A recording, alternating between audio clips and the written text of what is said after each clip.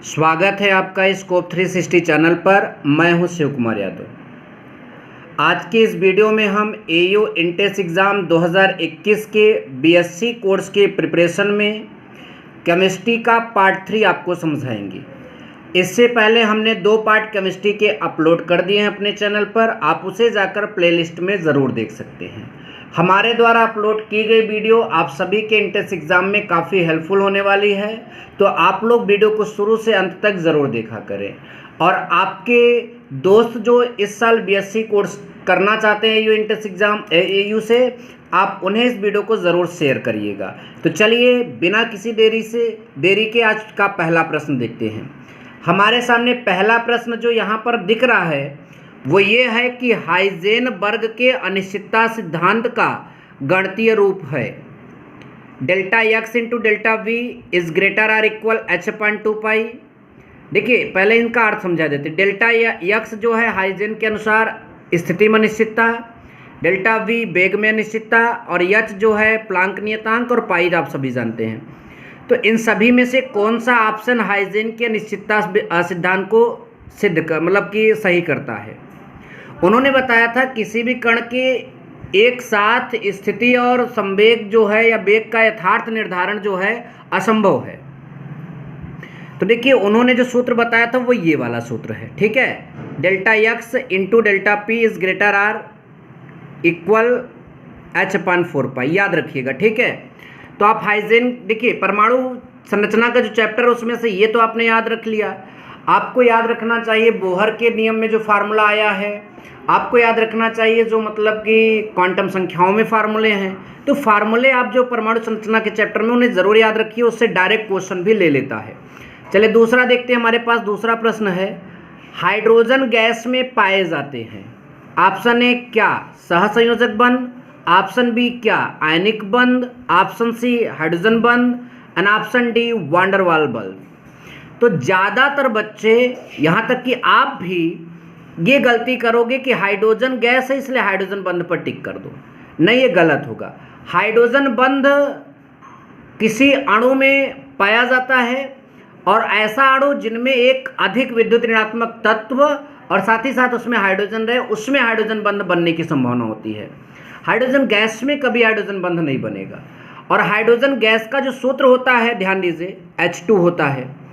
अब H2 जो है समान परमाणु है H, तो समान परमाणु के बीच हमेशा जो बंध बनेगा वो सहसंयोजक बंध होगा, याद रखिए। चाहे H2 हो, चाहे Cl2 हो, चाहे Br2 हो, चाहे आपका N2 हो, कोई भी जो मतलब समान परमाणु का है और गैसीय रूप में पाया जा रहा है, ऑलवेज उसमें एक बॉन्ड फॉर्म होता है, उसका नाम है सहसंयोजक बंध या फिर कोवैलेंट बॉन्ड। नंबर नेक्स्ट, निम्न समीकरण में छूटा हुआ कण है 7 नाइट्रोजन 14 + 2 He4 तीर का निशान 8O17। तो कैसे पता करेंगे, कुछ नहीं करना है, परमाणु क्रमांकों को जोड़ लीजिए। इन्हें परमाणु क्रमांक कहते हैं। 7, 2, 9, एक कम पड़ रहा है। फिर आप द्रव्यमान संख्या को जोड़ लीजिए, 14, 4, 18। तो यहाँ आपका ये, ठीक है। तो आप ध्यान दीजिए, एक परमाणु क्रमांक और एक द्रव्यमान संख्या ऐसे ऊपर लगा दीजिए। किसका होता भैया, H, मतलब इलेक्ट्रॉन तो हो नहीं सकता। न्यूट्रॉन का जो है जो न्यूट्रॉन का जो क्या कहते हैं द्रव्यमान है वो 1 से अधिक होता है, ठीक है। तो यहाँ पर क्या सही हो जाएगा, 1H1 से क्या रिप्रेजेंट होता है, प्रोटॉन भी रिप्रेजेंट होता है, इसलिए आपका ये ऑप्शन सही हो जाएगा। चलिए नेक्स्ट। और ये देखिए प्रोटॉन की खोज में रदरफोर्ड द्वारा सुझाया गया समीकरण भी है, इसलिए आपको यहाँ पर प्रोटॉन ही क्लिक भी करना होगा। नंबर नेक्स्ट, निम्न में अनुचुंबकीय नहीं है।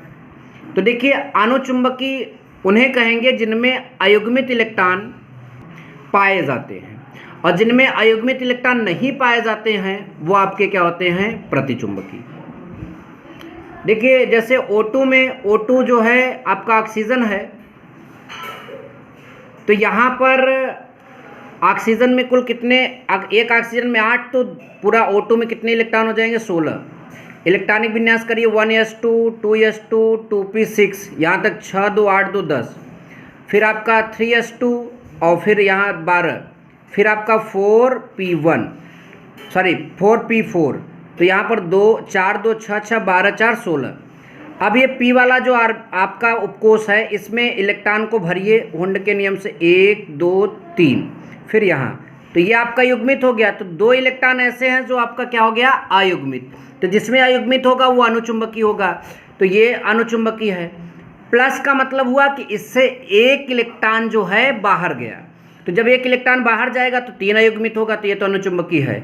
माइनस का मतलब इसमें 1 इलेक्ट्रॉन आया, तो ये आपका भर जाएगा, तब भी एक अयुग्मित इलेक्ट्रॉन रहेगा। 2 माइनस का मतलब पूरा भर जाएगा, तो अयुग्मित इसमें नहीं है, इसलिए आपका ये अणुचुंबकी भी नहीं है, याद रखिएगा। नंबर नेक्स्ट, H2O में संयोजी इलेक्ट्रॉनों की संख्या कुल संख्या है। तो देखिए ऑक्सीजन के संयोजी कोष में 6 इलेक्ट्रॉन और हाइड्रोजन के संयोजी कोष में 1 इलेक्ट्रॉन। चूंकि 2 हाइड्रोजन है इसलिए 2 इलेक्ट्रॉन हो जाएंगे, तो 6 2 कितना हो जाएगा आपका 8। आई होप कि आपको ये भी समझ में आए। चलिए नेक्स्ट प्रश्न देखते हैं, 6वां नंबर। हमारे पास 6वां नंबर है, निम्न में आदर्श गैस समीकरण है। तो इसमें से कौन सा ऐसा समीकरण है जो आदर्श गैस समीकरण है?